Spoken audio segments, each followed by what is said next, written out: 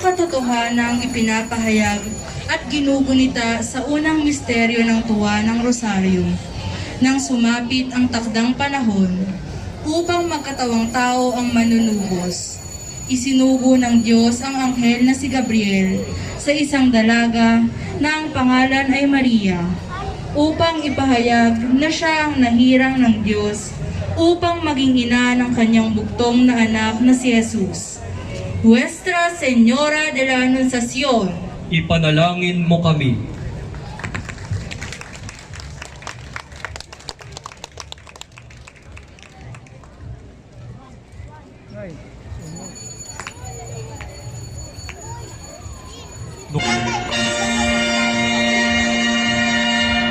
Matapos malaman ni Maria mula sa anghel na ang kanyang pinsang si Elizabeth ay nagdadalang tao, nagmadali siyang pumunta sa isang bayan sa kaburulan ng Juda upang dalawin ang kanyang pinsan. Pagdating ni Maria sa bahay ni Zacarias, binati niya si Elizabeth. Nang marinig ni Elizabeth ang bati ni Maria, naggagalaw ang sanggol sa kaniyang sinapupunan. Napuspos ng Espiritu Santo si Elizabeth at sinabing, "Pinagpala ka sa mga babae at pinagpala rin ang dinadala mong sa iyong sinapupunan."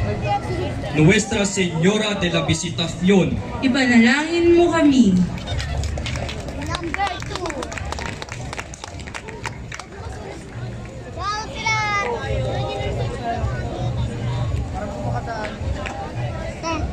Nuestra Señora de Navidad,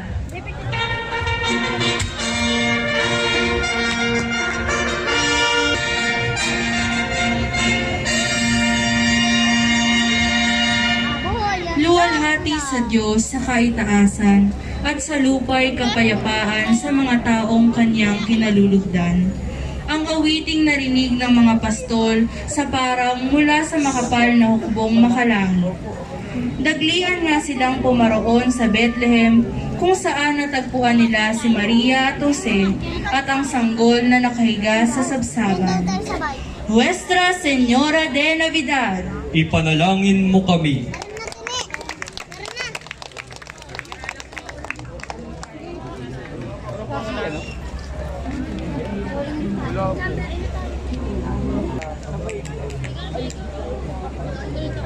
Nuestra Señora de la Candelaria,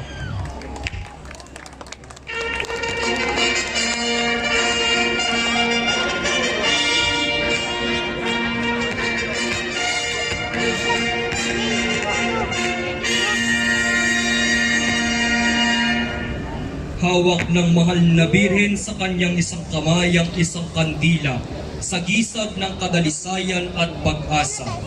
Ginugunita nito ang ikaapat na misteryo ng tuwa na paghahandog ng Batang Jesus sa templo, 40 araw matapos siyang isilang, ayon sa utusan ni Moises.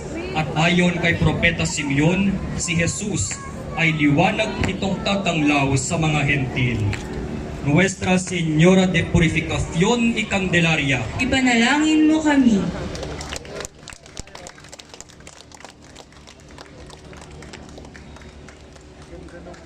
La Sagrada Familia,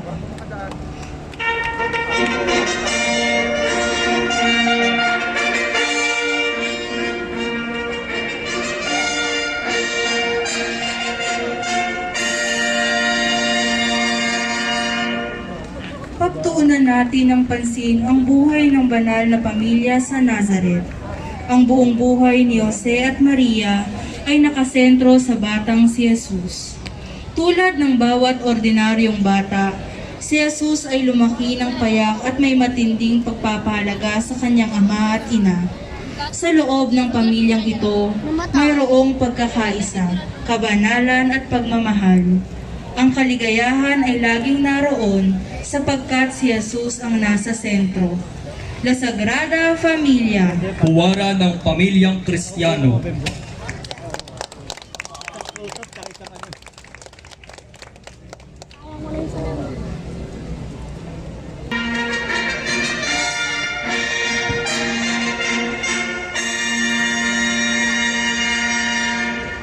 Ang mabuting pastol na si Jesus na nagpapakain sa kanyang mga tupa katulad ng kaniyang inang si Maria na nag-aalaga sa kaniyang mga anak at nagbabantay sa araw-araw. Ina ng mabuting pastol, Ipanalangin mo kami.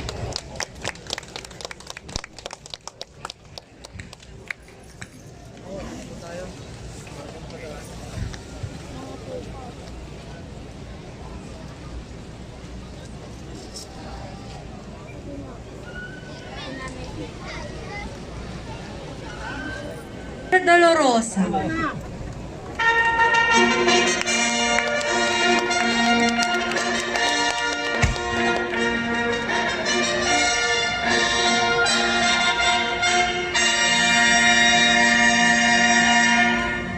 Nadama ni Maria ang hapis ni Kristo sapagkat nakita niya ang bawat sampal sa mukha ng kanyang anak. Nakita niya ang walang awang paghampas sa haliging bato.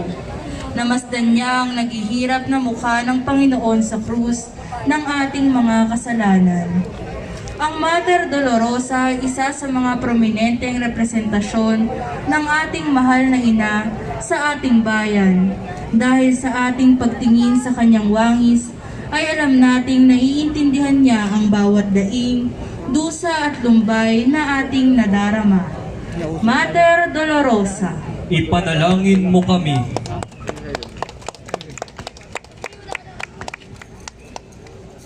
La Dormición de la Virgen María.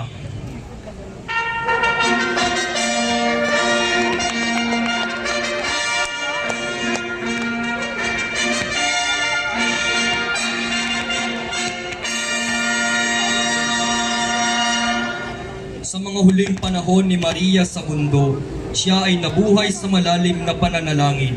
Nang naramdaman ng mahal na Birheng Maria na malapit na ang pagtatapos ng kaniyang buhay sa mundo, ang mga apostol ni Kristong kaniyang anak ay nanatili sa kaniyang tabi hanggang sa siya ay namatay. Ang mahal na Birhen ay inilibing ng mga apostol na nagmamahal sa kaniya, ngunit di naglaon ang kaniyang banal na katawan at kaluluwa ay inaakyat sa langit na siyang kaharian ng kaniyang anak na si Jesus. Birheng inakyat sa langit, ipanalangin mo kami.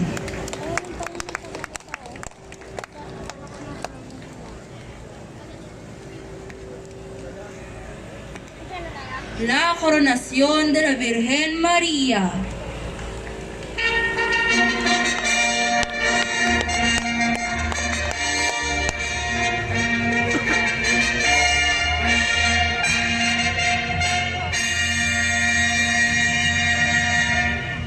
Matapos iakyat sa langit ng kaluluwa at katawan, si Maria ay pinarangalan ng buong kalangitan bilang reyna ng langit at lupa. Ang ganap na pagliligtas ng Diyos kay Maria at ng kanyang taglay ngayong kaluwalhatian ay isang batayan din ng ating pag-asa para sa sarili nating ganap na kaligtasan. Ginugunita natin ang tagumpay na ito ni Maria sa ikalimang misteryo ng luwalhati ng banal na rosaryo. Maria, Reyna ng langit at lupa, ipanalangin mo kami.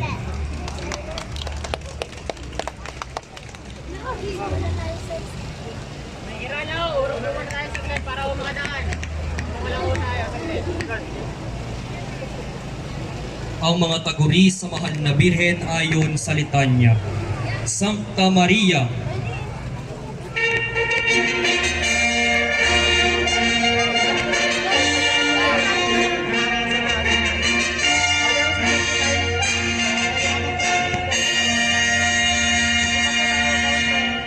ang kabanalan o pagiging santa ni Maria ay bunga ng bukod-tanging pagpapala na ipinagkaloob ng may kapal mula pa nang siya ay pinaglihing walang bahid ng kasalanan.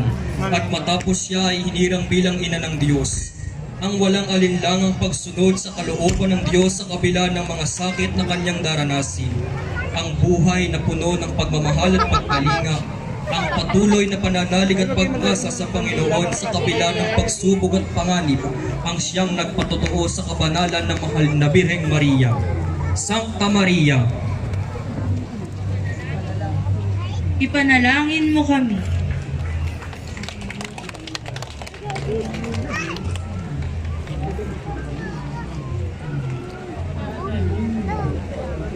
Divina Estrella.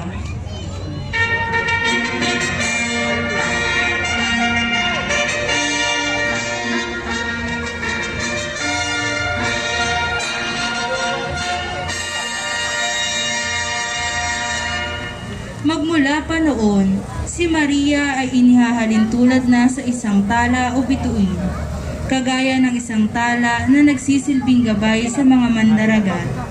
Si Maria din ay ating naging gabay patungo kay Kristo. Nawa, kagaya ni Maria ay magsilbi rin tayong gabay ng ating kapwa sa pagsunod sa mga turo at aral ng ating Panginoon. Maria, talang gabay sa pagsunod kay Kristo. Ipanalangin mo kami.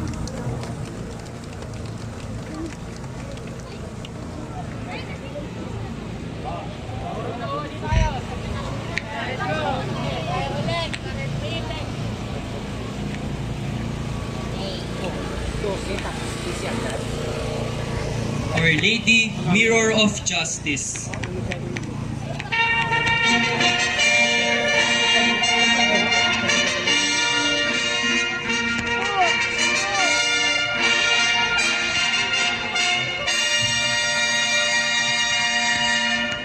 Ang paguri sa mahal na Birhen bilang salamin ng hustisya ay unang lumabas sa litanya noong taong 1551. Si Maria ay nagsisilbing salamin ng hustisya dahil sa kanya natin nakikita kung paanong dapat tayo ay sumunod sa utos ng Panginoon na gumawa ng tama sa ating buhay at sa pakikipagkapwa. Maria, salamin ng hustisya. Ipanalangin mo kami.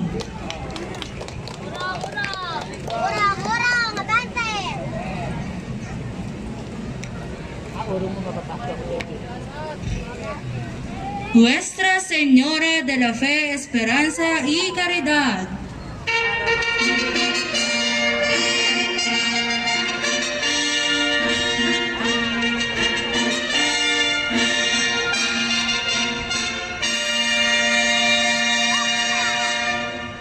Tunay na si Maria ay huwaran sa pananampalataya, pag-asa at pag-ibig. Siya ang pinakapanulukan ng ating relihiyon. Pananampalataya sa Diyos, pag-asa sa kinabukasan niya at pag-ibig sa kapwa-tao. Ang hawak ng mahal na Birhen ay krus ng pananampalataya, ang angkla ng pag-asa at ang puso ng pag-ibig. Nuestra Señora de la Fe, Esperanza y Caridad. Ipanalangin mo kami. Maria Esperanza y Monte Carlo. Nuestra Señora de la Porteria.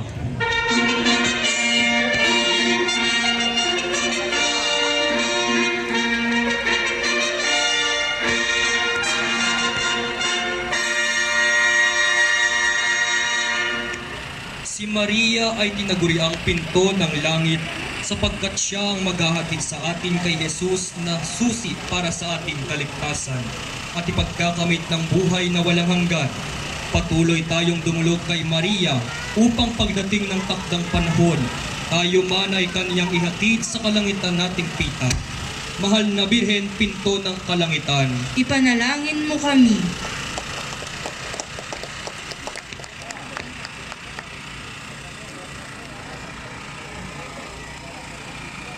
Santa Maria, Madre de la Iglesia.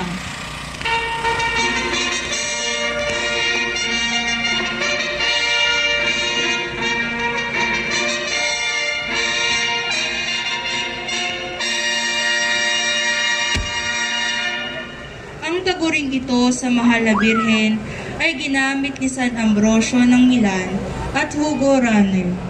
Si Maria bilang halimbawa ng simbahan na may pananampalataya, pag-ibig at buong pakikiisa kay Kristo. Ina ng simbahan, Ipanalangin mo kami.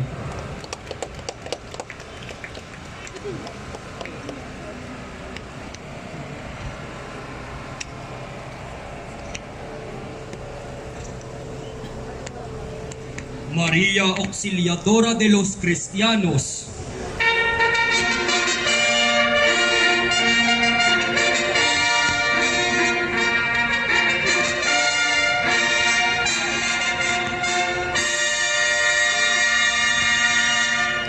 Debosyong sinimulan ni San Juan Bosco sa Turin, Italia. Isa sa pinakaunang kaguri sa mahal na Birhen ay mapag-ampon sa mga Kristiyano. Ang makapangyarihang pamamagitan ni Maria ay namala sa iba't ibang labanan na pinanalunan ng mga Kristiyano. Inang mapag-ampon sa mga Kristiyano, Ipanalangin mo kami.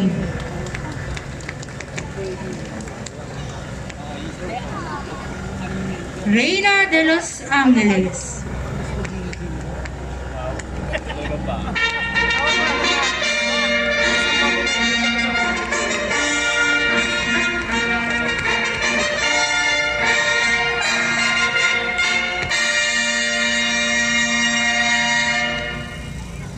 Ang tagumpay ni Jesus ay tagumpay rin ni Maria at ng lahat ng kaisa niya sa pagsunod ng kalooban ng Diyos. Matapos iakyat sa langit ng kaluluwa at katawan, siya ay pinarangalan bilang reyna ng langit at lupa kasama na ang mga anghel sa kaharian ng Diyos.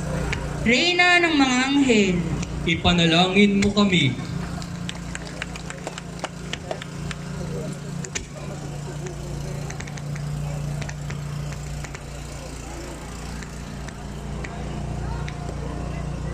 Reina de los Santos y Mártires.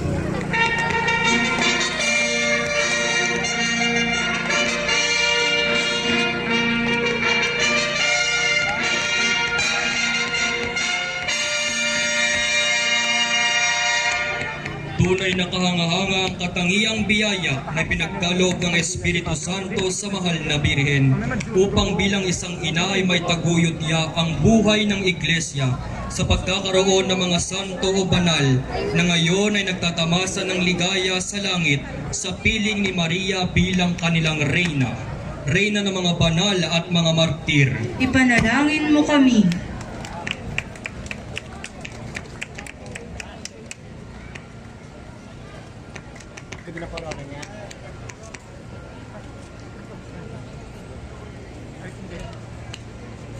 Nuestra Señora de la Victoria.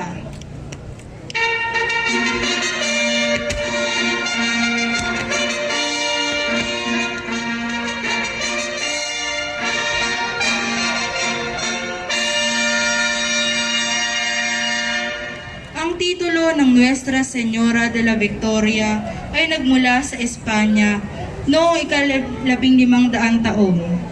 Pinamimintuhunan ang mahal na Birhen de la Victoria dahil sa pag-uugnay sa kanya sa pagkapanalo ng iba't ibang gawaing pangmilitar. Una na dito ang Lepanto noong taong 1571 noong labanan ng Kristiyanong mandirigma ang Imperyong Ottoman. Ina ng tagumpay, Ipanalangin mo kami.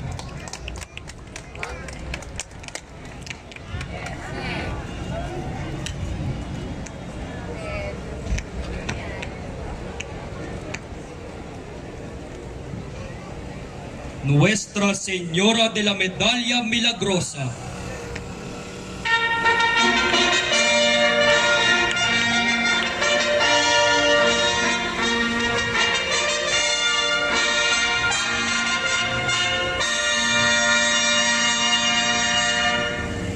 Tatlong ulit na nagpakita ang mahal na Birhen sa isang madre sa Paris noong 1830. Nobyembre 27 nang atasan ng mahal na Birhen si Santa Catalina Labor na magpagawa ng mga medalyon ayon sa disenyong kanyang ipinamalas. Sinabi ng Birhen, ang magsusuot nito ay magkakamit ng maraming biyaya.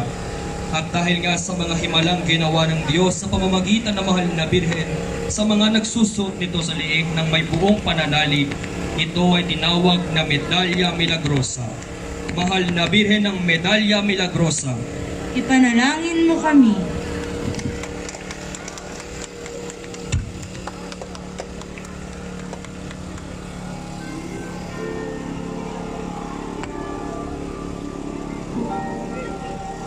Nuestra Señora de la Merced.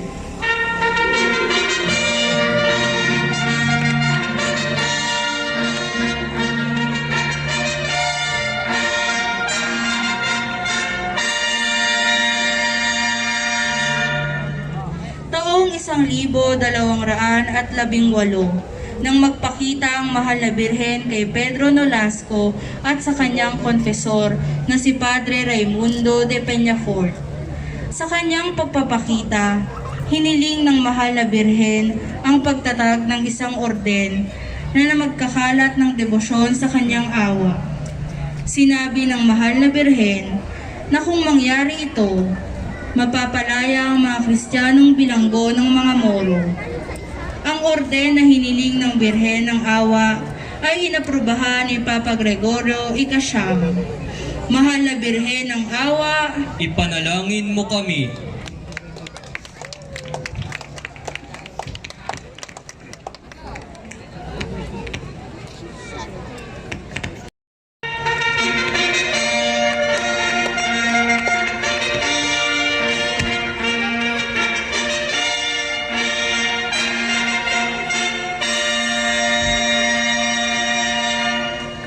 Setyembre 19, 1846 na magpakita ang mahal na birhen sa dalawang bata, si Maxima at Melanie, sa bayan ng La Salette, Pransya.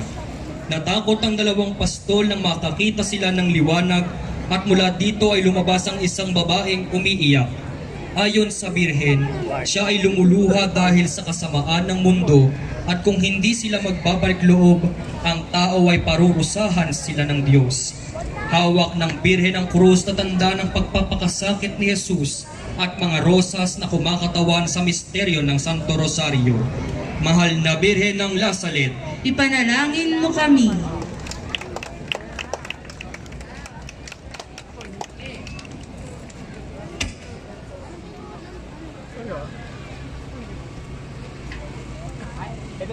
Nuestra Señora de Lourdes.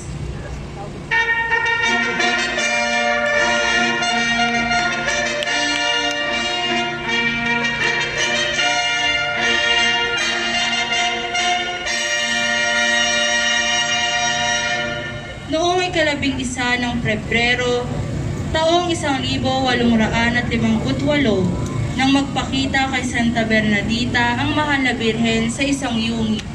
Nakaputi, may lasong asul sa baywang at may hawak na rosaryo.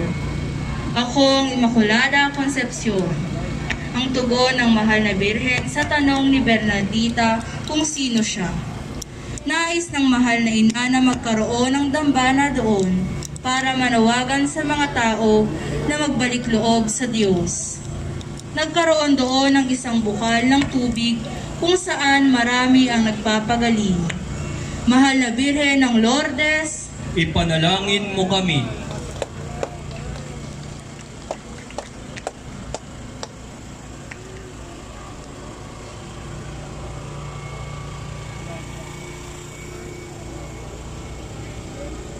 Immaculate Heart of Mary,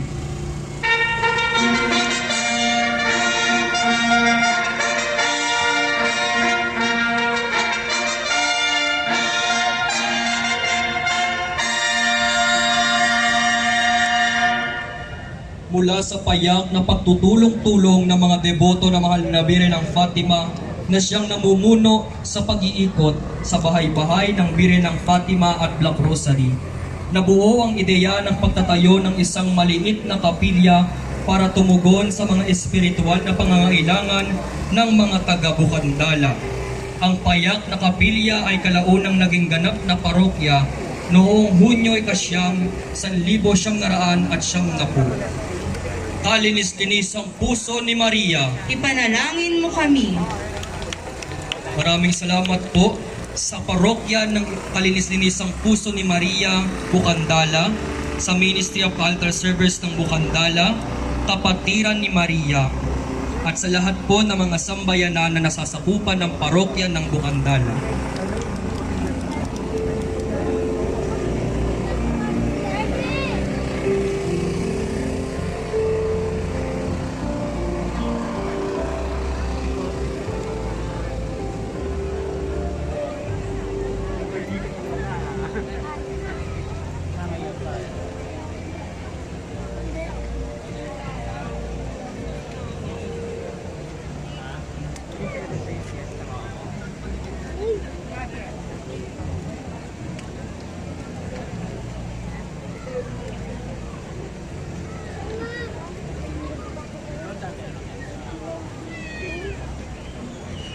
Our Lady, Queen of Peace.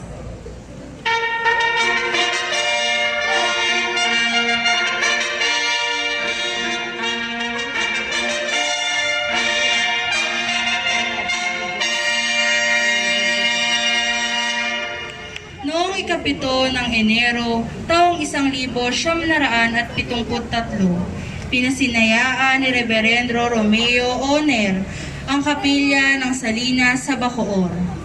Noong ika-29 ng Abril, taong 1984,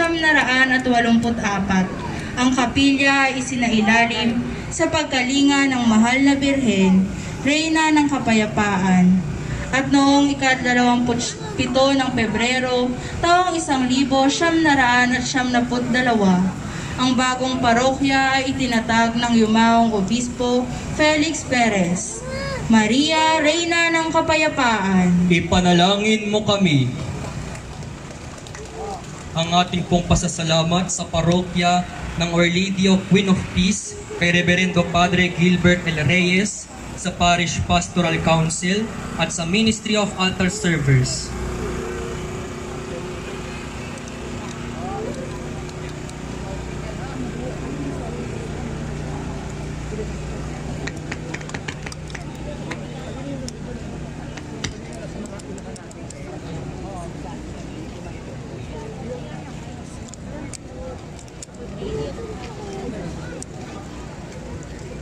Nuestra Señora de Fatima de Binakayan.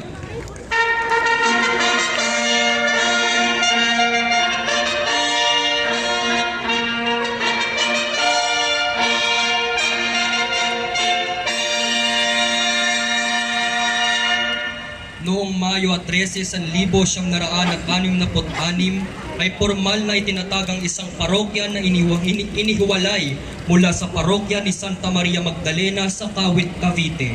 Ang Mahal na Birhen ng Fatima ang napili upang maging patrona ng nasabing bagong parokya na ito. Ang imahe ng Mahal na Birhen ng Fatima sa Binakayan ay pinagkaloob ng isang mag-asawang Amerikano, sina Ginoo at Ginang Eugene Connelly. Ang marikit na imahe ay mula sa bansang Portugal, kung saan din nagpakita ang mahal na ina sa 3 pastol noong 1917. Mahal na Birhen ng Fatima ng Binakayan. Ipanalangin mo kami. Ang ating pong pasasalamat sa parokya ng Nuestra Señora de Fatima ng Binakayan, sa Hermandad de Nuestra Señora de Fatima at kay Reverendo Padre Julius Esagun.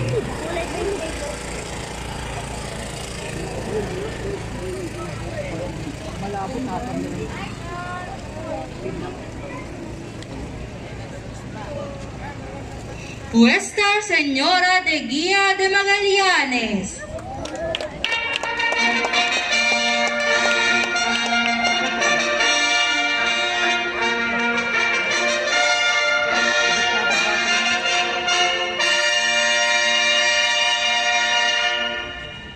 Ang parokya ng Nuestra Señora de Guía sa bayan ng Magallanes, Cavite ay itinatag noong 3 ng Marso, taong 1982. Ang Mahal na Birhen sa Taguring de Guía ay tumutukoy kay Maria bilang gabay ng mga manlalakbay. Ang debosyon na ito ay nagsimula sa Ermita, Maynila at kalaunay nakarating sa bayan ng Magallanes. Ang kapistahan ng Nuestra Señora de Guía de Magallanes ay ipinagdiriwang tuwing ika-4 na linggo ng Enero. Nuestra Señora de Guía de Magallanes. Ipanalangin mo kami. Ang ating pong pasasalamat kay Padre Sani Araraca, Knights of the Altar, Youth Ministry, Apostolado ng Panalangin, PGA Academy, Lay Minister at sa Parish Pastoral Council.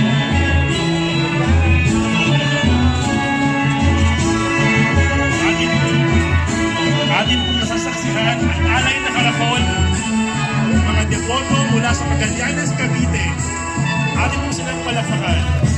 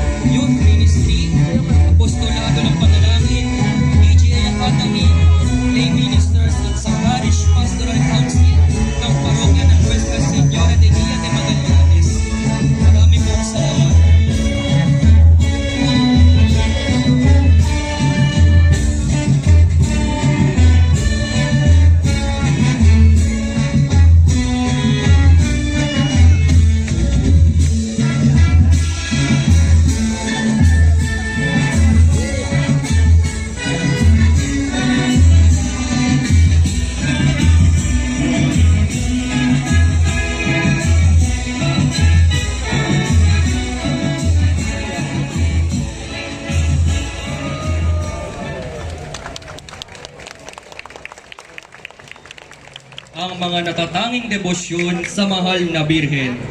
Nuestra Señora de los Siete Dolores.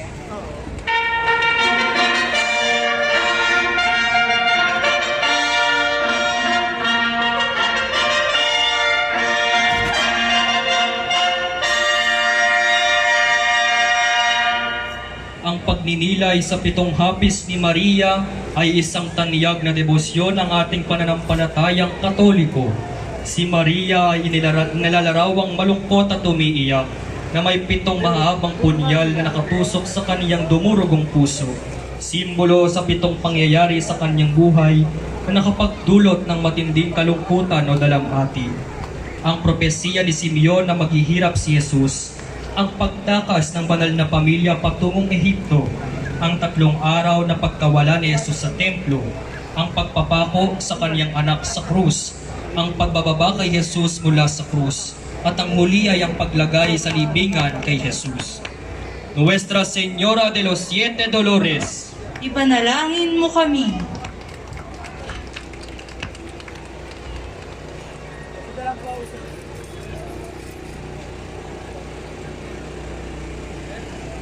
El Inmaculado Corazón de María.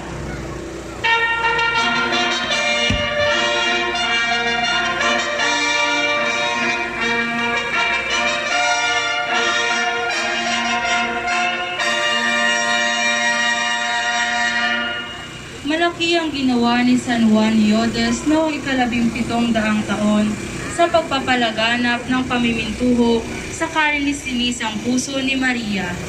Na pagkaraan ay kinatigan ni Papa Pio Ikapito sa pamamagitan ng pagpapahintulot ng isang pistang ukol sa kalininisang puso ni Maria. Ito ay larawan ng kanyang wagas na pag-ibig sa Diyos at sa atin, at ang kanyang binigyan at ang kanyang kalinisan. Taong 1942 nang ihandog ng Papa Pio Ika-12 ang buong sangkatauhan sa kalininisang puso ni Maria. Inang may kalininisang puso, Ipanalangin mo kami.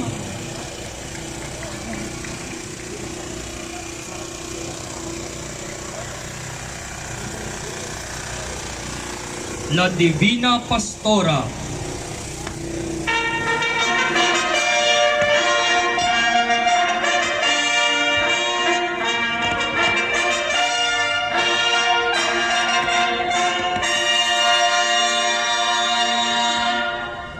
Taong 1703, nang magpakita ang mahal na Birhen sa isang paring nagngangalang Isidro sa Sevilla, Espanya, habang nagninilay si Fray Isidro kay Kristo bilang mabuting pastol, ay nagpakita sa kanya ang mahal na ina bilang isa ring makalangit na pastol.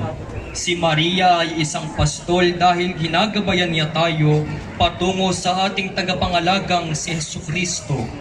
La Virgen Divina Pastora. ipanalangin mo kami.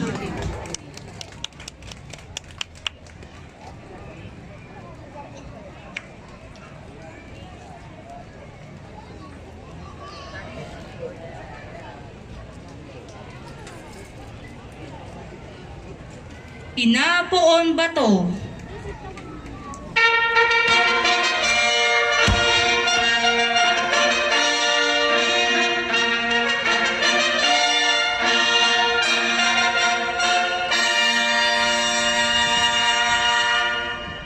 Isang pinuno ng mga Eita si Jadi ang nakatagpo sa imahen na ito ng mahal na Birhen bago pa man nakarating ang mga Kastila. Nagpapahinga siya sa gubat nang makarinig siya ng tinig. Tumayo ka at hanapin mo ako. Iuwi mo ako sa iyong tahanan. At natagpuan nga niya ang imahen na nakatayo sa isang mataas na bato. Iniuwi niya ito at ikinagalit ng kanyang asawa kung kaya't tinapon sa siga.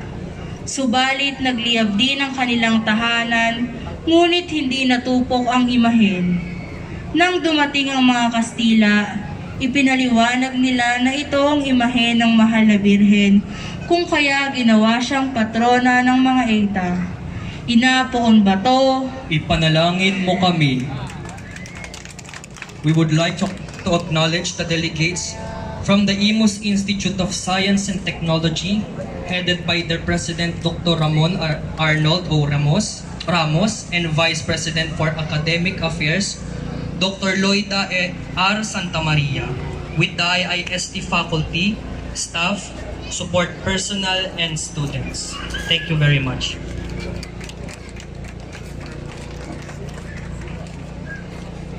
Nuestra Señora de la Salambao.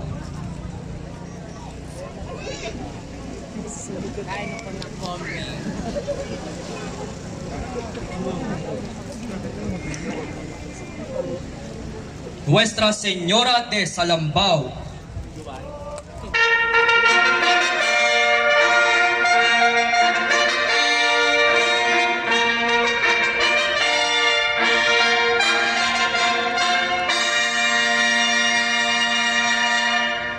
Ang imahe ng Nuestra Señora de Salambao ay gayon ng Imakulada Konsepsyon na nakapaloob sa isang salambao o malaking lambat na hango sa salaysay ng kaniyang pagkakakuha ng dalawang mangingisda na sina Juan at Julian de la Cruz.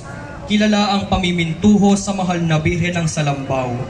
Ay kilala sa buong bansa bilang tagapagtaguyod ng mga nais magkaanak gamit ang masayang saliw ng pandango. Ang imahe ay ginawaran ng Koronasyong Episkopal ng Lubhang Kagalang-galang Jose Oliveros, Obispo ng Malolos, noong ika-12 ng Disyembre 2004. Nuestra Señora de Salambao, ipanalangin mo kami.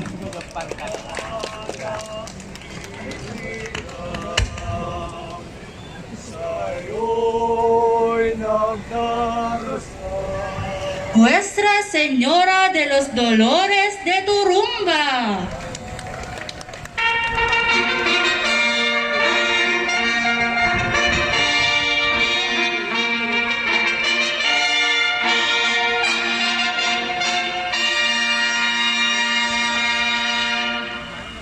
Ang imahe ng Nuestra Señora de los Dolores de Turumban ay natagpuan ng mga mangingisda ng Pakil sa Laguna de Bay noong ika-13 ng Setyembre taong 1788. Sa kabila ng malakas na hangin, ang imahe ng mahal na Birhen ay nakalutang sa tubig. Kinabukasan ng umaga, ang imahe ng mahal na Birhen ay nakita ng mga sakadoro o mamimili ng mga isda. Namangha sila sapagkat sa kabila ng malakas na ulan noong gabi, ang larawan ng imahe ng mahal na Birhen ay hindi nasira. Sa matinding kasiyahan at kagalakan ng mamamayan, sila ay nagsipagsayaw. Ang iba sa mga matatandang babae ay napasisigaw ng turumba, turumba. May sumasagot naman ng sa Birhen. Nagpatuloy sa pagsayaw at pagkanta ang mga babae hanggang sa maipasok ang imahen sa loob ng simbahan ng Pakil. Nakatakdang gawaran ng Birhen ng turumba ng Koronasyong Kanonikal sa ika-15 ng Setyembre taong 2023. Mahal na Birhen ng Turumba, ipanalangin mo kami.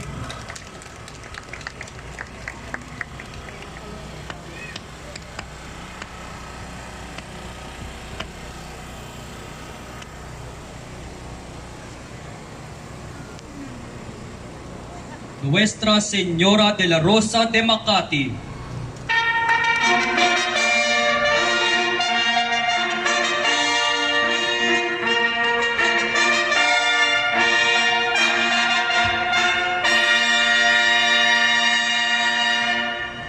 Ang mapaghimalang imahe ng Birhen de la Rosa na matatagpuan sa lungsod ng Makati ay naglalarawan sa mahal na Birheng Maria, tangan-tangan ng sanggol na si Jesus sa kaliwa at isang rosas sa kanan. Ang marubdob na debosyon sa Birhen de la Rosa ay maikukumpara sa debosyon ng Nuestra Señora de la Paz y Buen Viaje na kalinsabay na dinala ng mga Jesuita sa Pilipinas. Ang mahal na Birhen de la Rosa ay ginawaran ng koronasyong kanonikal sa ngalan ni Papa Francisco noong ikalabing-anim ng Marso 2019. Nuestra Señora Birhen de la Rosa de Makati, Ipanalangin mo kami. Nuestra Señora de la Paz y Buen Viaje.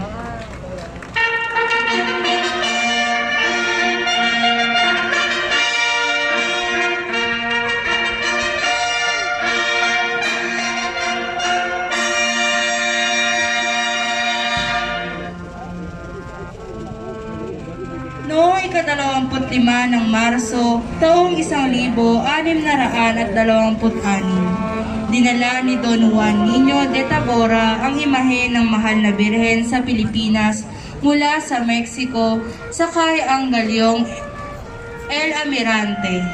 Nang ito ay dumating sa bansa, sinalubong ito ng isang maringal na selebrasyon at ipinanasisyon patungong Intramuros. Nang mamatay si Tabora, ang imahe ng mahal na Birhen ay ipinagkatiwala sa mga paring Heswita ng Antipolo. Noong panahon ng kalakalan, dinala ang imahen sakay ng mga galyong pangkalakal. Kaya nakuha nito ang pangalang Birhen ng Kapayapaan at magandang paglalakbay. Ang Birhen ng Antipolo ay ginawaran ng koronasyong kanonikal noong ika-26 ng Nobyembre, taong 1926. Mahal na Birhen ng Kapayapaan at mabuting paglalakbay, ipanalangin mo kami. Ang ating pong pasasalamat sa sambayanan ng po San Roque, Pag-asa at sa Banda 47 ng Kawit, Cavite.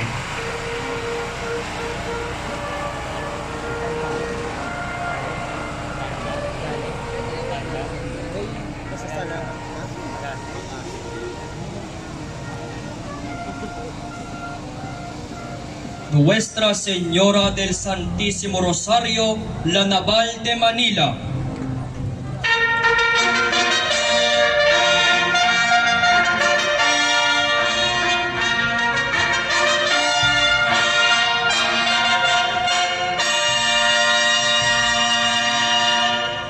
Noong 1573, ang bagong Espanyol na Gobernador General, Don Luis Perez Dasmariñas, ay nagpagawa ng isang imahe ng Birhen ng Santo Rosario para sa pampublikong pagsamba sa alaala ng kaniyang kamakailang pampumanaw na ama. Sa ilalim ng direksyon ng Kapitan Hernando de los Rios Coronel, ang eskultura ay ginawa sa pamamagitan ng isang hindi nakikilalang Tsinong imigrante na sa paglaon ay naging isang Kristiyano. Ang imahen ay kalaunan ay binigay sa mga paring Dominikano at iniluklok ito sa simbahan ng Santo Domingo sa Intramuros, Maynila. At kalaunan, ito ay inilipat sa lungsod ng Quezon matapos masira ng gyera noong ikalawang digmaang pandaigdig. Ang Birhen ng La Naval de Manila ay ginawaran ng koronasyong kanonikal noong 5 ng Oktubre 1907. Mahal na Birhen ng Banal na Rosario, La Naval de Manila, ipanalangin mo kami.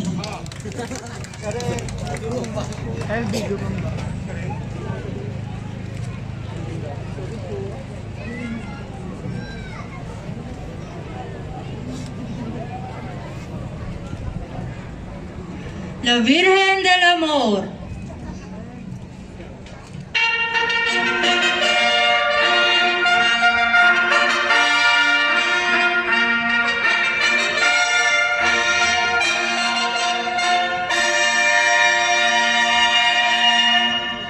Tunay na si Maria ay huwara ng pag-ibig.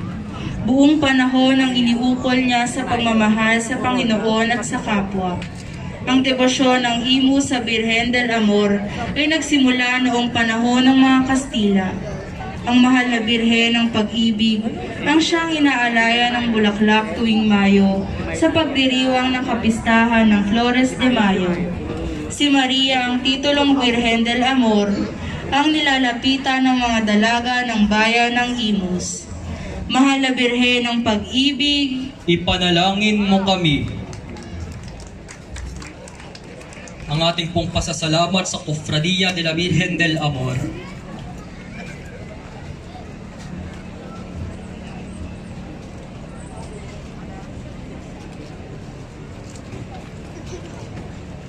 Ang mga dogma ng mahal na Birhen, Maria, Madre de Dios.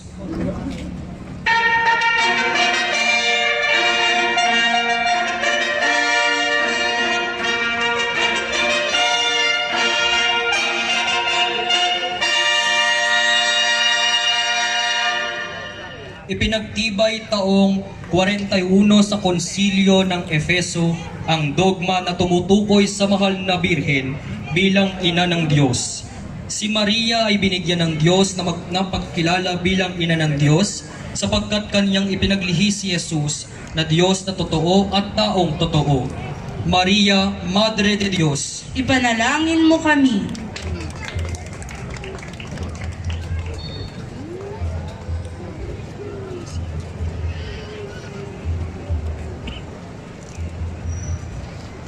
María siempre Virgen y Esposa del Espíritu Santo.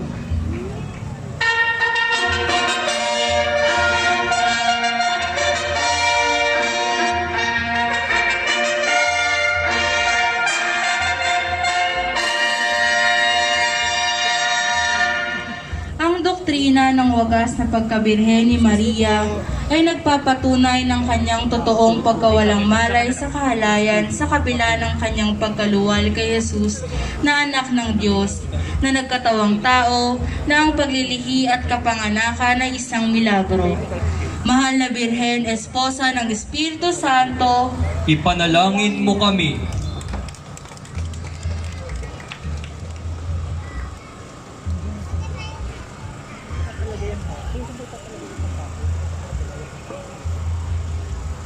Nat. Ito ka na lang.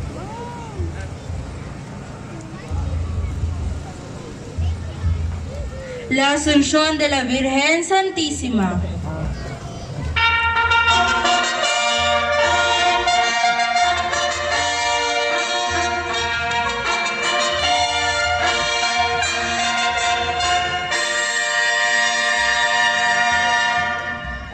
Ang paniniwala na ang mahal na Birhen ay maluwalhating inakyat sa langit. Pagkatapos niyang mamatay, ay binanggit na sa mga tala noon pa lamang ika-5 at ika-6 na siglo.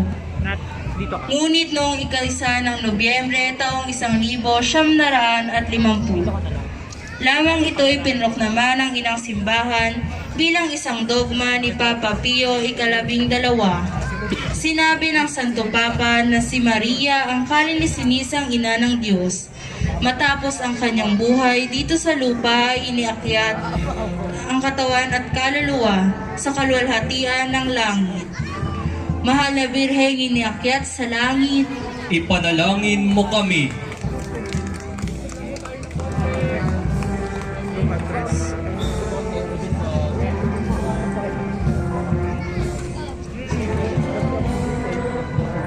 Atin pong salubungin ang marilag, bunyi at mapagkandiling ina, reyna at patrona ng buong diocese ng Imus, lalawigan ng Cavite.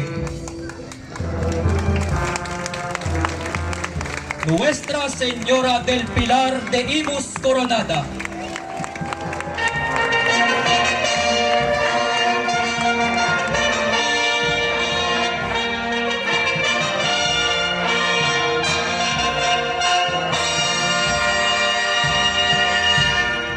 Matapos matanggap ang Espiritu Santo, ang mga apostoles ay nagtungo sa iba't ibang panig ng daigdig upang ipangaral ang Ebanghelyo. Sinasabi na noong taong 40, ang Apostol Santiago ay napunta sa bansang Espanya. Nang kalaunan, nalugmo ang apostol at siya ay nawala ng pag-asa dahil hindi naging matagumpay ang kanyang pagbimisyon. At makita sa kanya mahal na Birhen na nakatayo sa tuktok ng isang haligi na sumasagisag sa katatagan ng loob. Ang Nuestra Señora del Pilar ay tinakda ni Papa Juan ika-23 bilang tutular na patrona ng Diocese ng Imus, kasabay ng pagbuo ng Diocese ng Imus noong 1961. Ikalabing-pitong siglo lang dumating ang imahe ng mahal na Birhen del Pilar sa Cavite sa pamamagitan ng isang galyon. Magmula noon at hanggang sa ngayon ay ipinapamalas ni Nana Pilar ang kanyang pagkandili sa mga humihingi ng kanyang tulong. Sa pahintulot at kapangyarihan ng Nooy Santo Papa Benito, ika-16 ay ginawaran ng koronasyong kanonikal ang mahal na Birhen del Pilar de Imus noong Desyembre 3, 2012. Mahal na Birhen del Pilar, aming lakas at kagalakan. Ipanalangin mo kami. Viva la Virgen! Viva! Viva la Virgen del Pilar! Viva! Viva la Virgen! Viva!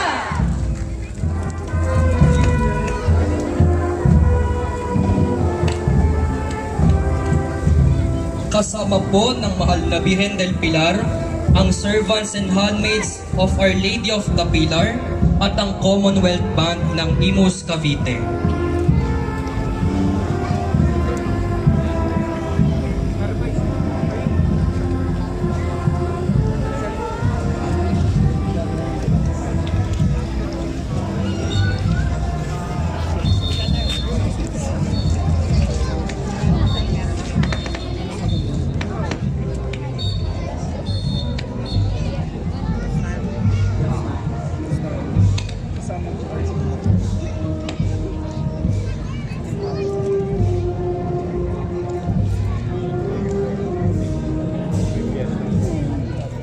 Ang festehada.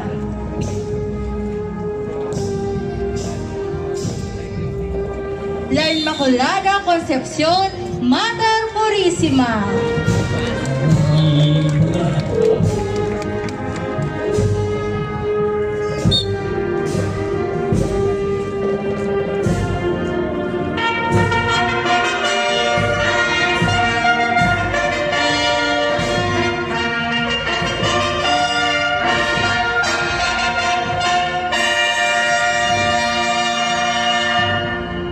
Itinakdang dogma ng simbahan ang karlis-linisang pagkakalihi sa mahal na Birhen noong 8 ng Desyembre taong 1854. Sinabi ni Papa Pio IX na ang kaluluwa at katawan ng Birheng Maria ay walang bahid dungis ng anumang kasalanan. Kahit nasalang orihinal na minana ng lahat ng tao, dinais ng Diyos na mangyari ito upang ihanda ang mahal na Birhen sa kanyang pagiging ina ng Diyos. Mahal na Birhen walang bahid ng kasalanan, Ipanalangin mo kami. Viva la Virgen! Viva! Viva la Virgen! Tumutugtog po ngayon para sa festehada ang Imus Youth Symphonic Band.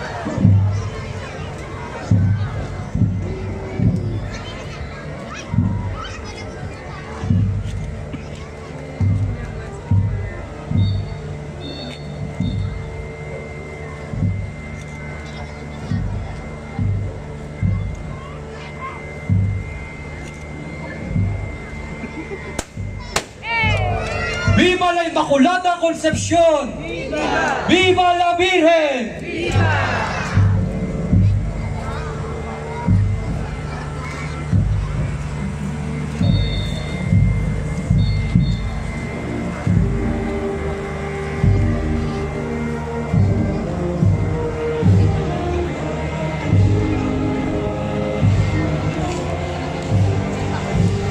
Ang ating pasasalamat kay Reverendo Ashpol Castillo na siya nag-insenso sa ating mga imahe. Maraming salamat, Reverend Ashpol.